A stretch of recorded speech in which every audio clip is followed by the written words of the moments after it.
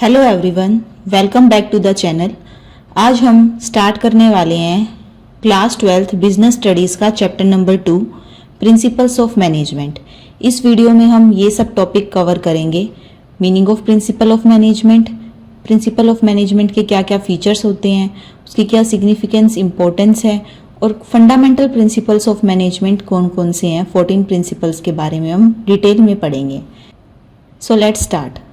तो सबसे पहले हम जानते हैं कि प्रिंसिपल्स ऑफ मैनेजमेंट होते क्या हैं। तो आजकल जो बिजनेसेस है वो बहुत बड़े बड़े हैं और उनको हैंडल करना भी बहुत ज़्यादा कॉम्प्लेक्स है। मैनेजर्स को बहुत सारी प्रॉब्लम्स को फेस करना पड़ता है डेली वर्क के लिए, डेली काम करता है जो वो। तो इन सब प्रॉब्लम को हैंडल करने के लिए मैनेजर्स को कुछ गाइडलाइंस की ज़रूरत होती है और इन्हीं गाइडलाइंस को कहा जाता है principles of management. Principles of management basic rules है और आइडियाज है जो मैनेजर को हेल्प करते हैं अच्छे बेटर डिसीजन लेने के लिए, लोगों को प्रॉपरली मैनेज करने के लिए और एक ऑर्गेनाइजेशन को बिना किसी रुकावट के रन करने के लिए काम आते हैं। ये मैनेजर को गाइड करते हैं कि ऑर्गेनाइजेशन में कैसे काम करना चाहिए, कैसे काम करवाना चाहिए। Principles of management are broad and general guidelines for decision making and behaviour of managers. तो एडविन बी फिलिपो कहते हैं कि principle is a fundamental truth and it is generally stated in the form of cause and effect relationship. Principle fundamental truth होते हैं जिनको हम cause और effect relationship की फॉर्म में दिखाते हैं, स्टेट करने की कोशिश करते हैं।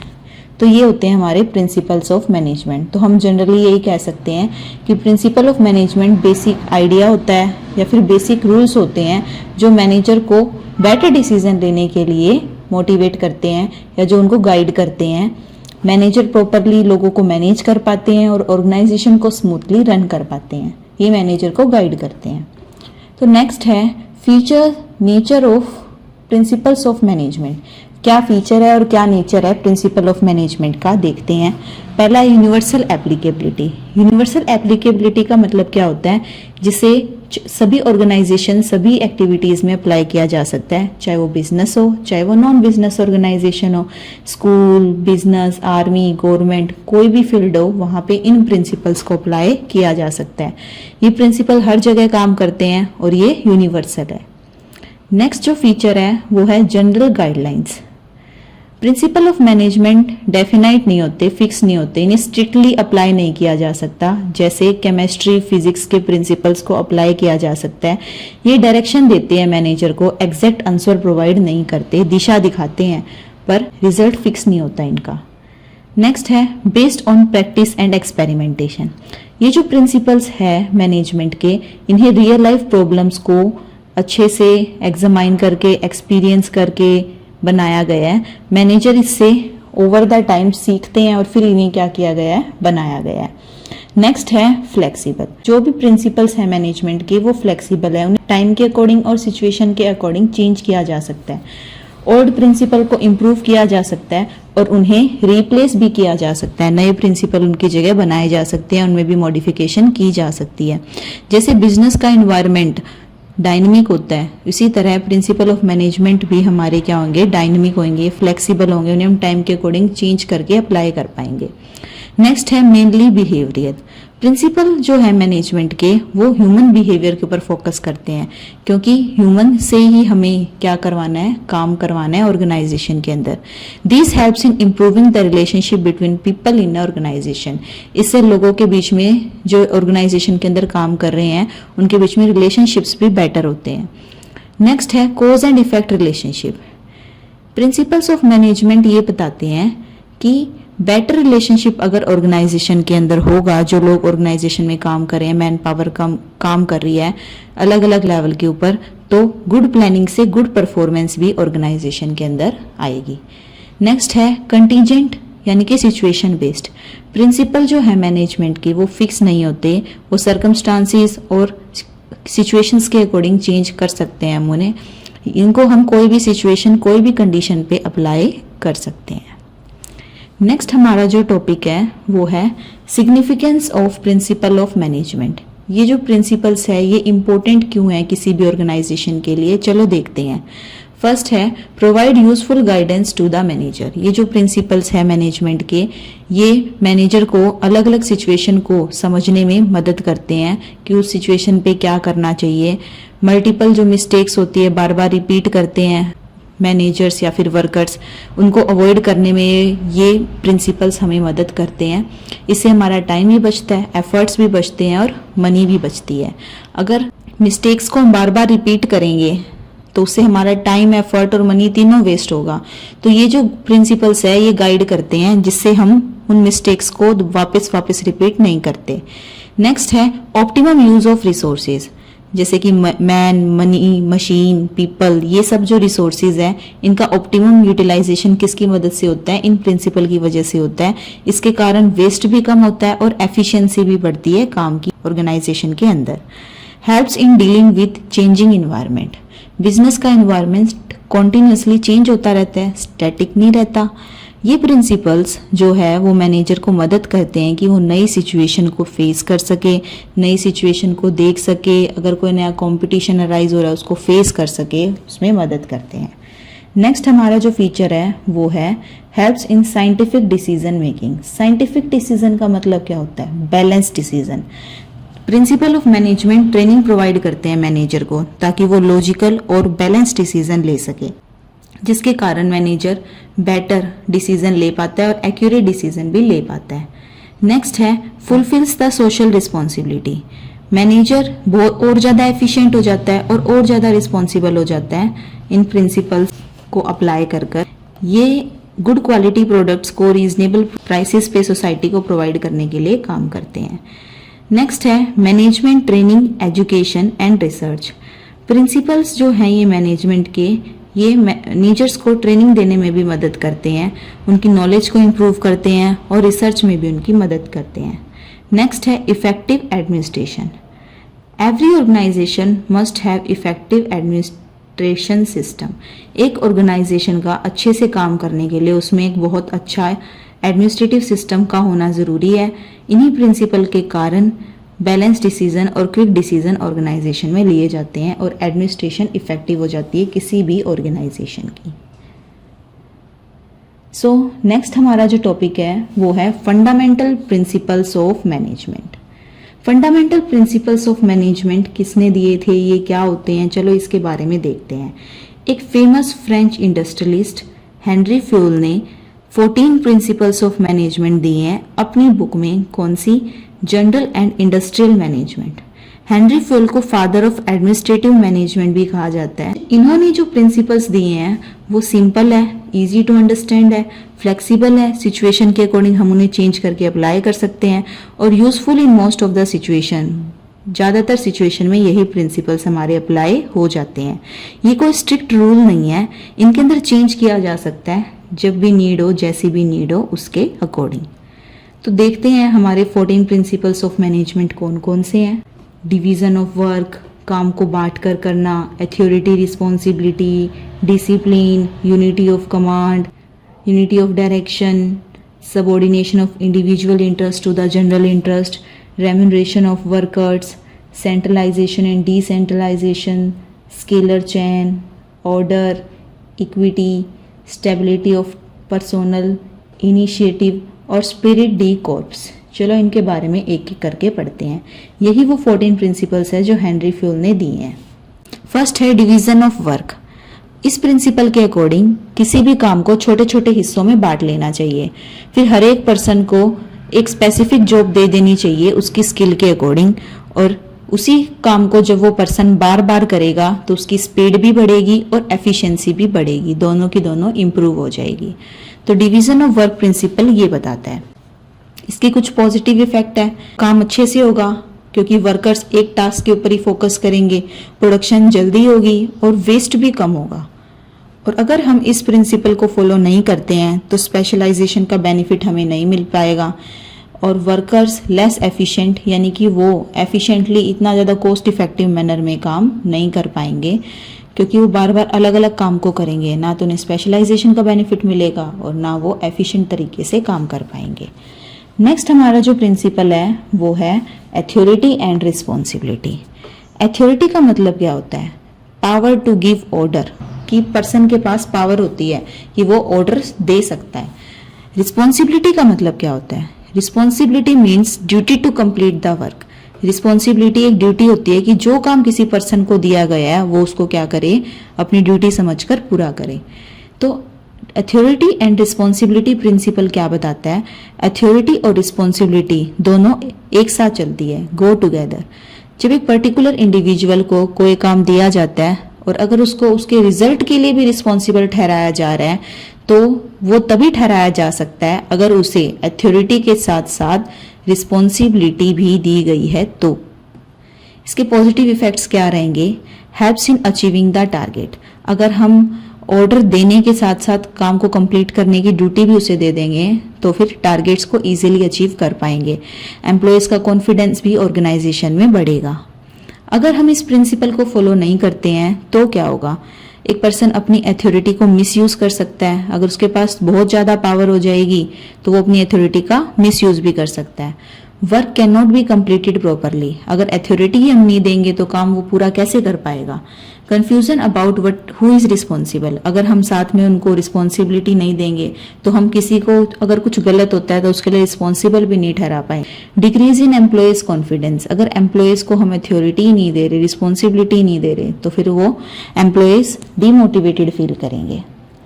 नेक्स्ट हमारा जो प्रिंसिपल है, थर्ड प्रिंसिपल, डिसिप्लिन। डिसिप्लिन का मतलब क्या होता है? Means following rules and agreements of the organisation. Organisation के अंदर जो भी रूल्स है, रेगुलेशंस है, उन्हें फॉलो करना चाहिए। यही क्या है? डिसिप्लिन है। तो according to the principle of discipline, discipline का जो प्रिंसिपल है वो ये कहता है कि चाहे सुपीरियर हो चाहे सबऑर्डिनेट हो, दोनों को रूल्स प्रॉपरली फॉलो करने चाहिए ऑर्गेनाइजेशन की सक्सेसफुल वर्किंग के लिए। कि ऑर्गेनाइजेशन अच्छे से चलती रहे तो दोनों को अपने रूल्स प्रॉपरली फॉलो करने चाहिए। पॉजिटिव इफेक्ट क्या होगा? ऑर्गेनाइजेशन की रेपुटेशन अच्छी होगी कि इसके एम्प्लॉयज हो चाहे सुपीरियर हो चाहे सबऑर्डिनेट हो, सभी ऑर्गेनाइजेशन के रूल को फॉलो करते हैं। एफिशिएंसी बढ़ेगी, कॉस्ट इफेक्टिव मैनर में एम्प्लॉयज काम करेंगे। Good relationship between the workers and the management. अगर दोनों ही रूल्स को फॉलो कर रहे हैं तो उनके बीच में रिलेशनशिप्स भी अच्छे रहेंगे। अगर हम डिसिप्लिन प्रिंसिपल को फॉलो नहीं करते हैं, उसे तोड़ते हैं तो क्या होगा? कंपनी की रेपुटेशन खराब हो जाएगी, एम्प्लॉयज़ की एफिशिएंसी बिल्कुल ही कम हो जाएगी, कन्फ्यूज़न बनी रहेगी कि काम किस तरह करना है रूल्स के अकॉर्डिंग भी। Lack of trust and confidence, और ट्रस्ट जो विश्वास है वो भी ऑर्गेनाइजेशन के ऊपर से हट जाएगा। नेक्स्ट हमारा जो प्रिंसिपल है वो है unity of command. Unity of command का क्या मतलब होता है? इस प्रिंसिपल के अकॉर्डिंग एक एम्प्लॉय के ऊपर सिर्फ एक ही बॉस होना चाहिए, एक समय पे एक ही बॉस होना चाहिए। उसे जो भी ऑर्डर मिले, जो भी डायरेक्शन मिले, वो सिर्फ एक ही सुपीरियर से मिलनी चाहिए और वो अपने काम के लिए उसी सुपीरियर को आंसरेबल होना चाहिए कि भाई अगर कुछ गलत हो जाता है या कुछ भी रिस्पॉन्सिबिलिटी आती है तो वो आंसरेबल भी वही पर्सन होगा। इससे कंफ्यूजन नहीं रहेगी। जैसे कि फर्स्ट में बता रखा है मैनेजर है M1, वो 3 सबऑर्डिनेट को डायरेक्शन दे रहा है तो इन सब का बॉस कौन है? एक सिंगल पर्सन है। वहीं जो सेकंड है उसमें बता रखा है कि M1 M2 2 मैनेजर है। S1 जो सबऑर्डिनेट है उसे M1 मैनेजर से भी ऑर्डर मिल रहे हैं और M2 मैनेजर से भी ऑर्डर मिल रहे हैं तो वो कंफ्यूज हो जाएगा कि किसके ऑर्डर को फॉलो किया जाए। इसी तरह जो S2 सबऑर्डिनेट है उसे M1 मैनेजर से भी ऑर्डर मिल रहे हैं, M2 मैनेजर से भी ऑर्डर मिल रहे हैं, तो इसमें कंफ्यूजन रहेगी कि किसके ऑर्डर को उसे फॉलो करना चाहिए। एक एम्प्लॉय को एक ही बॉस होना चाहिए एक टाइम के ऊपर और वो उसी बॉस को आंसरेबल होना चाहिए जिससे कोई भी कंफ्यूजन ऑर्गेनाइजेशन में ना बने। तो इसके पॉजिटिव इफेक्ट क्या आएंगे? एम्प्लॉय को कोई भी कंफ्यूजन नहीं होगी, वर्क एफिशिएंसी बढ़ेगी, मैनेजर जो है वो काम एफिशिएंटली कर पाएगा, रिस्पॉन्सिबिलिटी क्लियर होगी और इजी हो जाएगी फिक्स करने की कौन क्या काम कर रहा है, किसको क्या काम दिया गया था। फ्रेंडली और कोऑपरेटिव इन्वायरमेंट ऑर्गेनाइजेशन में बना रहेगा। अगर हम यूनिटी ऑफ कमांड को फॉलो नहीं करते हैं तो क्या होगा? एम्प्लॉय कंफ्यूज हो जाएगा कि दोनों में से कौन से बॉस की बात माननी है, किसके ऑर्डर को फॉलो करना है। एफिशिएंसी वर्कर्स की कम हो जाएगी, मैनेजर्स के बीच में भी कॉन्फ्लिक्ट हो सकता है। Difficult to fix the responsibility, persons की रिस्पॉन्सिबिलिटी को फिक्स करना भी मुश्किल हो जाएगा और ऑर्गेनाइजेशन में एक डिसऑर्डर क्रिएट हो जाएगा कि सबऑर्डिनेट किस पर्सन का काम कर रहा है। नेक्स्ट हमारा जो प्रिंसिपल है वो है यूनिटी ऑफ डायरेक्शन। इस प्रिंसिपल के अकॉर्डिंग एक प्लान का एक ही मैनेजर या फिर हेड होना चाहिए for a group of activities having the same objective. चाहे ग्रुप ऑफ एक्टिविटीज़ हो जिनका सेम ऑब्जेक्टिव हो, तो एक प्लान का एक ही हेड होना चाहिए। जैसे कि एक कंपनी है जो कार भी बनाती है और स्कूटर भी बनाती है, तो each product must have separate plans and manager. तो कार के लिए अलग से प्लान, उसके सेपरेट प्लान और उसके सेपरेट मैनेजर होना चाहिए, और स्कूटर के लिए भी एक सेपरेट प्लान और एक सेपरेट मैनेजर होना चाहिए हर एक प्रोडक्ट के लिए। तो इसके पॉजिटिव इफ़ेक्ट क्या होंगे? इससे स्पेशलाइजेशन का बेनिफिट मिलेगा ऑर्गेनाइजेशन को, ऑर्गेनाइजेशन की एफिशिएंसी बढ़ेगी, ऑर्गेनाइजेशन के गोल को अचीव करना भी आसान हो जाएगा, और सभी काम में कोऑर्डिनेशन भी अच्छा बन पाएगा। और अगर हम यूनिटी ऑफ डायरेक्शन प्रिंसिपल को फॉलो नहीं करते हैं तो स्पेशलाइजेशन का बेनिफिट हमें नहीं मिलेगा, एफिशिएंसी कम हो जाएगी, गोल को अचीव करने में भी डिफ़िकल्टी हो सकती है, और कोऑर्डिनेशन तो रहेगा ही नहीं, लैक ऑफ कोऑर्डिनेशन। तो यूनिटी ऑफ कमांड और यूनिटी ऑफ डायरेक्शन, इन दोनों प्रिंसिपल्स के अंदर क्या डिफरेंस है ये देखते हैं। पहला unity of command, meaning employ को इसके अंदर सिर्फ एक ही बॉस से ऑर्डर मिलना चाहिए, पर यूनिटी ऑफ डायरेक्शन कहता है कि ग्रुप ऑफ एक्टिविटीज़ के लिए एक प्लान और एक ही मैनेजर होना चाहिए। इफेक्ट, यूनिटी ऑफ कमांड के अंदर इंडिविजुअल एम्प्लॉय को अफेक्ट करता है, पर यूनिटी ऑफ डायरेक्शन के अंदर पूरी ऑर्गेनाइजेशन इससे अफेक्टेड होती है। नेक्स्ट है एम। यूनिटी ऑफ कमांड के अंदर कन्फ्यूज़न बन जाती है कि मल्टीपल बॉस हो जाते हैं, किसके ऑर्डर को हम फॉलो करें, जबकि यूनिटी ऑफ डायरेक्शन को अगर हम फॉलो नहीं करते तो एक्टिविटीज़ ओवरलैप हो जाती है कि कौन सी एक्टिविटी बार बार ओवरलैपिंग होती है उनकी। नीड, यूनिटी ऑफ कमांड के अंदर रिस्पॉन्सिबिलिटीज़ को फिक्स करना पड़ता है हर एक पर्सन की, जबकि यूनिटी ऑफ डायरेक्शन के अंदर साउंड ऑर्गेनाइजेशन ऑफ एक्टिविटीज़ की ज़रूरत होती है कि हम उन्हें अच्छे से एक्टिविटीज़ को अरेंज करके चलें। तो ये था डिफरेंस यूनिटी ऑफ कमांड और यूनिटी ऑफ डायरेक्शन में। नेक्स्ट हमारा जो प्रिंसिपल है वो है subordination of individual interest to the general interest. इस प्रिंसिपल के अकॉर्डिंग ऑर्गेनाइजेशन के इंटरेस्ट को प्रायोरिटी देनी चाहिए किसी भी एम्प्लॉय को, किसके ऊपर? इंडिविजुअल एम्प्लॉय के इंटरेस्ट से ऊपर। तो ऑर्गेनाइजेशन के इंटरेस्ट को प्रायोरिटी देनी चाहिए, इंडिविजुअल को खुद के इंटरेस्ट के ऊपर इतनी ज़्यादा प्रायोरिटी नहीं देनी चाहिए। जैसे कि एक मैनेजर है, वो कुछ गुड्स खरीदता है अपने बेटे से हायर प्राइसेस के ऊपर, इससे उसे पर्सनल बेनिफिट तो होगा पर कंपनी को लॉस सफ़र करना पड़ेगा। तो ये क्या है? रॉन्ग है। ये प्रिंसिपल इस एग्जाम्पल के अंदर इस प्रिंसिपल को फॉलो नहीं किया जा रहा। इसके पॉजिटिव इफेक्ट्स क्या होंगे? ऑर्गेनाइजेशन के साथ फेयरनेस और ऑनेस्टी बनी रहेगी, हर एक वर्कर कंपनी के बेनिफिट के बारे में सोचेगा, कंपनी के गोल को हम इफेक्टिवली अचीव कर पाएंगे, कोऑर्डिनेशन एम्प्लॉय और ऑर्गेनाइजेशन में बना रहेगा। अगर हम इसे फॉलो नहीं करते हैं तो अनफेयर प्रैक्टिसेस हम कर रहे हैं, जेलेसी बढ़ जाएगी पर्सन्स के अंदर, कंपनी के गोल अचीव नहीं हो पाएंगे प्रॉपरली, और कोऑर्डिनेशन भी इंडिविजुअल और ऑर्गेनाइजेशन के अंदर जो है वो सही नहीं रहेगा। नेक्स्ट हमारा जो प्रिंसिपल है वो है रेम्यूनरेशन टू एम्प्लॉय। इस प्रिंसिपल के अकॉर्डिंग एम्प्लॉय को फेयर रेम्यूनरेशन देना चाहिए, जिससे कि एक एम्प्लॉय अपना रीजनेबल स्टैंडर्ड ऑफ लिविंग को जी सके। इसके क्या इफ़ेक्ट्स होंगे? एम्प्लॉय मोटिवेटेड फील करेंगे, सेटिस्फाई रहेंगी ऑर्गेनाइजेशन से, वो अपने काम को और डेडिकेशन के साथ पूरा करेंगे। अगर हम इस प्रिंसिपल को फॉलो नहीं करते हैं तो एम्प्लॉय अनहैप्पी और डीमोटिवेटेड फील करेंगे, क्या पता वो डिसऑनेस्टली काम करना शुरू कर दे ऑर्गेनाइजेशन के साथ, और बहुत सारे एम्प्लॉय तो जॉब को छोड़कर भी जा सकते हैं, जिससे कि टर्नओवर रेट बढ़ सकता है। नेक्स्ट हमारा जो प्रिंसिपल है वो है सेंट्रलाइजेशन एंड डिसेंट्रलाइजेशन। इस प्रिंसिपल के अकॉर्डिंग सुपीरियर को इफेक्टिव सेंट्रलाइजेशन को अडॉप्ट करना चाहिए, ना कि कंप्लीट सेंट्रलाइजेशन को और कंप्लीट डिसेंट्रलाइजेशन को।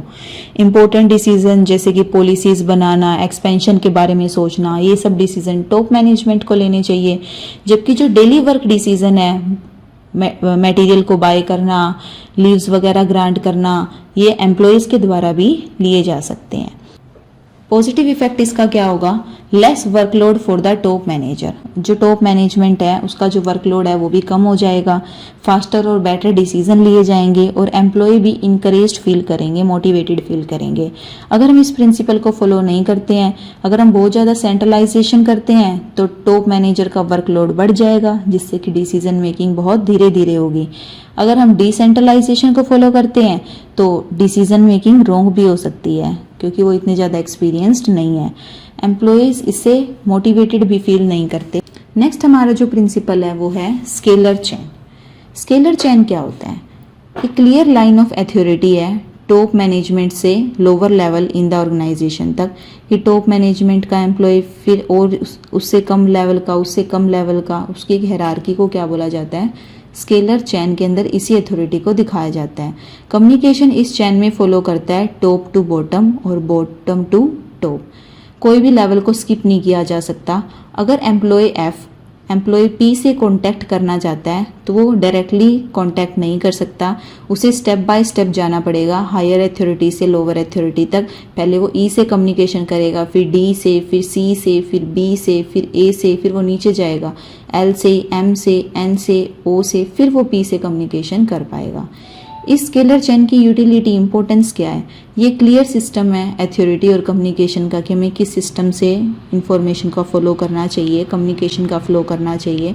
प्रॉब्लम्स को आसानी से और सिस्टमेटिक तरीके से सॉल्व किया जाता है।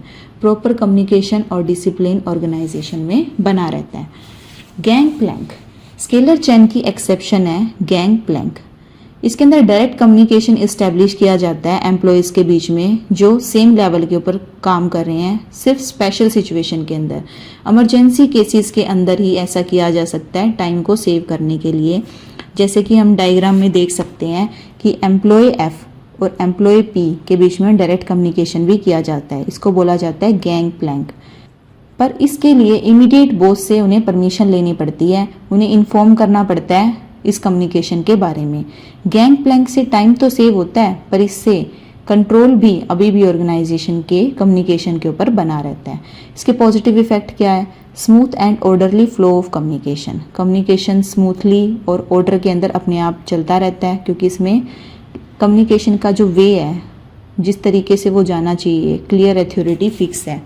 Good relationship due to respect for authority, relationship अच्छे बने रहते हैं, प्रॉब्लम सॉल्विंग जल्दी हो जाती है। अगर हम इसे फॉलो नहीं करते तो कन्फ्यूज़न रहती है कि ये मैसेज किसने सप्लाई किया है। सीनियर्स को इग्नोर करने के कारण कॉन्फ्लिक्ट भी ऑर्गेनाइजेशन में हो सकते हैं और करेक्ट डिसीजन लेने में डिले भी हो सकता है। नेक्स्ट हमारा जो प्रिंसिपल है वो है ऑर्डर। इस प्रिंसिपल के अकॉर्डिंग हर एक चीज़ जो है वो सही जगह पर होनी चाहिए और हर एक पर्सन अपनी राइट जॉब के ऊपर काम कर रहा होना चाहिए। तो प्रिंसिपल ऑफ ऑर्डर हमें ये बताता है। इसके अकॉर्डिंग जो ऑर्डर है वो दो प्रकार के होते हैं, मटेरियल ऑर्डर और सोशल ऑर्डर। मटेरियल ऑर्डर क्या होता है? Proper arrangement of physical resources. Physical resources को जब हम प्रॉपरली अरेंज कर देते हैं तो उसे क्या बोला जाता है? Material order. A place for everything and everything in its place. एक प्लेस हर एक चीज़ के लिए और हर एक चीज़ अपनी प्रॉपर प्लेस के ऊपर होनी चाहिए। ये कौन कहता है? मटेरियल ऑर्डर बताता है। Social order, right person at the right job. Right person right job के ऊपर ही प्लेस हुआ होना चाहिए। A place for everyone and everyone in their place. Positive effect क्या होगा इसका? रिसोर्सेज का प्रॉपर यूज होगा, टाइम बचेगा, डिसिप्लिन ऑर्गेनाइजेशन में बना रहेगा। पर अगर हम इस प्रिंसिपल को फॉलो नहीं करते हैं तो रिसोर्सेज का मिसयूज हो सकता है, एक्सीडेंट के चांसेस बढ़ सकते हैं और डिसऑर्डर और कंफ्यूजन भी ऑर्गेनाइजेशन में बढ़ सकती है। नेक्स्ट हमारा जो प्रिंसिपल है वो है इक्विटी। इक्विटी प्रिंसिपल क्या बताता है? According to this principle, manager को अपने सभी सबऑर्डिनेट को इक्वली ट्रीट करना चाहिए ताकि उनमें डेडिकेशन आए काम करने के लिए। वो डेडिकेशन उनको अंदर से आनी चाहिए, वो फीलिंग ऑफ डेडिकेशन को डेवलप कर सके अपने काम के लिए। जैसे कि एक एम्प्लॉय है वो ज़्यादा काम करता है दूसरे एम्प्लॉय से, पर दोनों को सेम सैलरी मिल रही है, ये तो अनफेयर है। तो इसमें प्रिंसिपल ऑफ इक्विटी फॉलो नहीं हो रहा, दोनों को अलग अलग रेम्यूनरेशन सैलरी मिलनी चाहिए। पॉजिटिव इफेक्ट क्या होगा? एम्प्लॉय इक्विटी से सेटिस्फाई रहेंगे कि भाई मैं ज़्यादा काम कर रहा हूँ, मुझे ज़्यादा सैलरी मिल रही है, वो कम कर रहा है, उसे कम मिल रही है। डेडिकेशन एम्प्लॉयज़ की काम के प्रति बढ़ती जाएगी, स्किल एम्प्लॉयज़ के इम्प्रूव होंगे, और अनस्किल्ड एम्प्लॉय भी नए स्किल सीखेंगे और अपने काम को इम्प्रूव करेंगे। अगर हम इसे फॉलो नहीं करते हैं तो स्किल्ड वर्कर अनहैप्पी हो जाएंगे कि हम ज़्यादा काम कर रहे हैं फिर भी हमें उतनी सैलरी मिल रही है। उनका ऑर्गेनाइजेशन के ऊपर से भरोसा उठ जाएगा, उनकी एफिशिएंसी कम हो जाएगी और केयरलेसनेस से वर्कर काम करना शुरू कर सकते हैं। नेक्स्ट हमारा जो प्रिंसिपल है वो है स्टेबिलिटी ऑफ पर्सोनल। इस प्रिंसिपल के अकॉर्डिंग एम्प्लॉय को जॉब सिक्योरिटी देनी चाहिए ताकि वो अच्छे से काम कर सके। There should be a stability of tenure of employee so that the work continues efficiently, ताकि वो कोस्ट इफेक्टिव मैनर में बिना किसी टेंशन के, उसको पता है कि उसकी जॉब कहीं नहीं जानी, अच्छे से काम कर सके। इसके पॉजिटिव इफेक्ट क्या आएंगे? एम्प्लॉय कॉन्फिडेंट रहेगा, रेपुटेशन ऑर्गेनाइजेशन की बढ़िया होती जाएगी, स्किल्ड एम्प्लॉयज़ अभी भी ऑर्गेनाइजेशन कंपनी के अंदर बने रहेंगे और कॉस्ट ऑफ हायरिंग और ट्रेनिंग भी हमारी कम आएगी क्योंकि एम्प्लॉयज़ छोड़कर ही नहीं जाएंगे। अगर हम इस प्रिंसिपल को फॉलो नहीं करते हैं तो एम्प्लॉयज़ इनसिक्योर रहेंगे अपनी जॉब को लेकर, कंपनी की रेपुटेशन कम हो सकती है, बार बार एम्प्लॉयज़ ऑर्गेनाइजेशन को छोड़कर जा सकते हैं अच्छे एम्प्लॉयज़, और कॉस्ट जो है वो भी ज़्यादा आएगी किसकी? रिक्रूटमेंट और ट्रेनिंग की, क्योंकि बार बार एम्प्लॉयज़ को हायर करना पड़ेगा। नेक्स्ट हमारा जो प्रिंसिपल है वो है इनिशिएटिव। इनिशिएटिव प्रिंसिपल क्या कहता है कि एम्प्लॉयज़ को भी ऑर्गेनाइजेशन में अवसर, अपॉर्चुनिटी देनी चाहिए कि वो भी कुछ नए प्लान्स को बनाएं और उन्हें एग्जीक्यूट करें। उन्हें भी ये अपॉर्चुनिटी देनी चाहिए कि वो नए नए आइडियाज़ लेकर आएँ और उन आइडियाज़ को अप्लाई भी करें। अगर ऐसा करते हैं तो एम्प्लॉयज़ की एबिलिटी, थिंकिंग बढ़ेगी, कोऑपरेशन से काम करेंगे, वो एम्प्लॉय कनेक्टेड फील करेंगे ऑर्गेनाइजेशन के अंदर। अगर हम इस प्रिंसिपल को फॉलो नहीं करते हैं तो उनकी थिंकिंग एबिलिटी कम हो जाएगी, कोऑपरेशन को वो फील नहीं करेंगे और वो ऑर्गेनाइजेशन से इतना ज़्यादा अटैच भी नहीं रहेंगे, लेस अटैच फील करेंगे। लास्ट हमारा जो प्रिंसिपल है वो है स्पिरिट डी कोर्प्स, जिसका मतलब होता है टीम स्पिरिट। इस प्रिंसिपल के अकॉर्डिंग मैनेजर को ऑर्गेनाइजेशन में टीम स्पिरिट डेवलप करने की कोशिश करनी चाहिए जिससे एम्प्लॉयज़ के बीच में यूनिटी बनी रहे।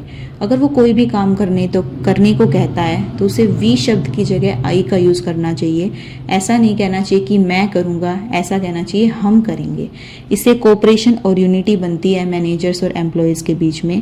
पॉजिटिव इफेक्ट इसका क्या होगा? एम्प्लॉय टीम स्पिरिट के अंदर काम करेंगे, गोल को इजीली अचीव कर पाएंगे और एम्प्लॉयज़ के बीच में रिलेशनशिप्स भी बेटर हो जाएंगे।